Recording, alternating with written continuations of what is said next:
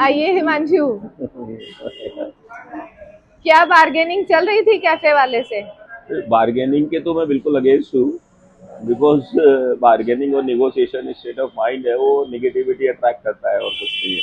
उसके मैं एग्जांपल दूंगा, अगर आप पूछोगे मेरे को तो बहुत सारे एग्जांपल दूंगा मैं। एग्जैक्टली exactly, आज मैं वही पूछने के लिए आपके पास यहाँ आई थी कि जो प्रॉपर्टी बायर्स आते हैं, जब प्राइस के लिए चेक लेके या डील क्लोज करने के लिए जब टेबल पे बैठते हैं, मैंने देखा है या मैंने सुना है, उनका मतलब माइंडसेट एक ऐसा ही होता है कि भाई हमको आज तो बार्गेन करके ही उठ के लेना है, और जितना हमको कम में मिल जाए प्रॉपर्टी उतनी अच्छी है। तो ये जो बार्गेनिंग माइंडसेट होता है या जो नेगोशिएशन जिसको बोलते हैं, इसके बारे में आप क्या कहना चाहते हैं? देखो, बार्गेनिंग तो the worst thing, the bargaining जो माइंडसेट है, वो नेगेटिव माइंडसेट है, वो पर्सनालिटी से भी रिफ्लेक्ट होता है, बोलना नहीं है। लेकिन वो अपने में नेगेटिविटी देता है अपने आप में। बिकॉज अगर आप कंपेयर करोगे तो जहाँ हम बार्गेन कर सकते हैं हम वही करते हैं, और कोशिश करते हैं कि उसका कोई लिमिट नहीं है। किसी भी बार्गेनिंग का या नेगोशिएशन का लिमिट नहीं है। We know the actual value of the product. हम 24 कैरेट का सोना लेने जाते हैं तो बार्गेन नहीं करते हैं, मर्सिडीज के शोरूम में जाते हैं तो बार्गेनिंग नहीं करते हैं। हम कोई चीज़ ऐसी लेते हैं जिसके साथ में कि ऑनलाइन परचेज करते हैं तो वहाँ पे बार्गेनिंग नहीं करते हैं। हमको प्रोडक्ट चूज़ करते हैं, उसकी वैल्यूएशन होती है सब प्रॉपर्टीज़ की, तो वो नहीं करते हैं। रियल एस्टेट में भी आप ब्रांडेड डेवलपर्स में अभी नया कॉन्सेप्ट ये है, बार्गेनिंग को ही मिटिगेट करने के लिए किया गया है। ईवाई कॉन्सेप्ट आया है कि आप ईवाई देंगे, फिर आपको एक स्पेशल प्राइस जो होगा वो ईवाई की फॉर्म में मिलेगा। उसके ऊपर भी बार्गेनिंग तो खत्म हो जाती है, क्योंकि आपको एक एडवांटेज ऑलरेडी मिल जाता है, खत्म हो जाता है, क्लोज हो जाता है।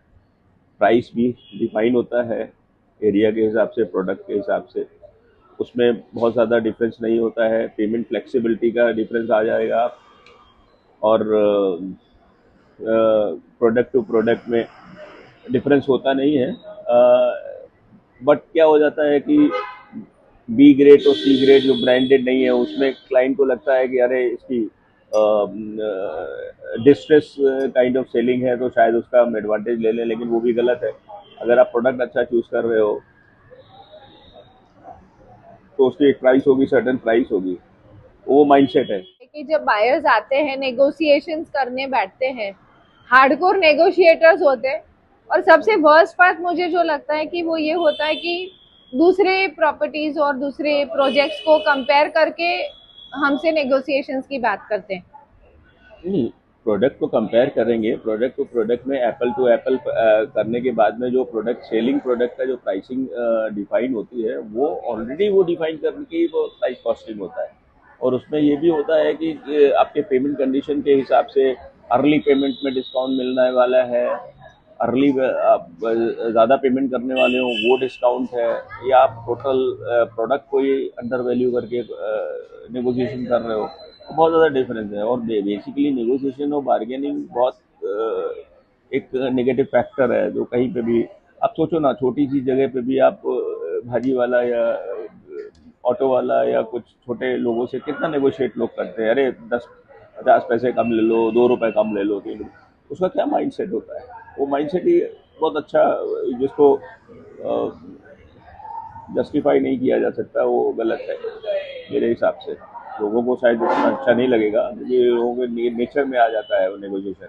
और नेगोशिएशन होने के बाद में भी वो सेटिस्फाइड नहीं होते कि अरे और कम हो जाता है, और कम हो जाता है, उसकी कोई लिमिट नहीं है। आप एक चीज़ बाई कर रहे हो, अच्छे वाइब्स के साथ में ले रहे हो, अच्छी फीलिंग्स के साथ में ले रहे हो, तो you are not paying over price. Because pricing भी डिफाइन होती है, वो मार्केट की प्राइस से ही, प्रोडक्ट के वैल्यूएशन के हिसाब से डिफाइन होती है। उसमें डिफरेंस नहीं आता है। वही जो आपने बोला कि वो एक माइंडसेट होता है कि और कम हो जाए और सस्ते में मिल जाए, तो मुझे वही लगता है कि जब बायर बैठता है नेगोशिएशंस के लिए एक प्रॉपर्टी बाय करने के लिए, उसका माइंडसेट क्लियर है कि मुझे ये प्रॉपर्टी ये रेट में ही मिलने वाला है और इसी में मुझे लेना है, उसके लिए बट फिर फिक्स, भी वो कोशिश करता है शायद से। मैं प्रेफर करता हूँ जहाँ पे फिक्स प्राइस होता है, no negotiation, whether you take it और leave it, this is the price of our property और price of our product. So वो सेटिस्फेक्शन भी देता है बायर को बेसिकली। तो वो एक कॉन्सेप्ट एक अच्छा कॉन्सेप्ट है। बिकॉज हमको पता है कि हम प्राइस ज़्यादा नहीं दे रहे हैं, फिर भी हमें एक साइकोलॉजिकली होता है अरे कम हो गया, घर में जाके बोला हम तो सस्ते में लेके आ गए। बट वो गलत है। उसमें क्या होगा, सस्ते में चीज़ हमेशा अंडर वैल्यूड और सब स्टैंडर्ड चीज़ ही मिलती है सस्ते में। स्टैंडर्ड चीज़ और क्वालिटी प्रोडक्ट कभी भी आपको कम में नहीं मिलेगा। कम क्या मतलब उसकी वैल्यू के हिसाब से ही मिलने वाला है। मुझे ये बताइए, मैंने देखा है बहुत सारे बायर्स किसी ना किसी का रेफरेंसेस लगाते हैं और उनको लगता है रेफरेंस लगा लेंगे तो प्राइजेस कम मिल जाएंगे। तो ये माइंडसेट के बारे में आप क्या कहना नहीं, अच्छा चाहते हैं? पॉइंट लिया। रेफरेंसेस किसके लेते हैं? किसी पुलिस डिपार्टमेंट से रेफरेंस लेके आएंगे, बीएमसी से रेफरेंस लेके आएंगे, या किसी और डेवलपर का रेफरेंस लेके आएंगे। बट रेवेन्यू तो रेवेन्यू ही है ना। अभी हम बीएमसी वाला भी क्या रेफर करेगा? कुछ नहीं करते हैं वो, उनकी बात सुन लेगा वो। This is all together business. वो अपने मार्जिन के हिसाब से ही वो प्राइस सेट होता है। हाँ, एक पॉइंट ऐसा है बार्गेनिंग का कि एक ब्रांडेड डेवलपर है, उसी विसिनिटी में वो एमेनिटीज दे रहा है, वो ब्रांड की हमेशा एप्रिसिएशन भी अच्छी होती है, प्राइसिंग भी अच्छी होती है। अब उसमें वो कंपेयर करेगा कि नॉन ब्रांडेड कम में दे रहा है, वो ब्रांडेड कम ज़्यादा में दे रहा है, तो वो डिफरेंस हमेशा रहता है। उसका प्राइस एप्रिसिएशन भी उतना ही ज़्यादा होता है और उससे ज़्यादा कहीं होता है जो कंपेयर करता है मार्केट से। तो डेफिनेटली कंपैरिजन और negotiation should be ruled out for the benefit of the client. In fact हम क्लाइंट पे ही बात कर रहे हैं, तो क्लाइंट को माइंडसेट चेंज करना पड़ेगा और वो हमेशा बेनिफिट में रहेगा कि नेगोशिएशन का दिमाग में लेके नहीं जाएगा। फिक्स प्राइसिंग वाली चीज़ हमेशा अच्छी होती है।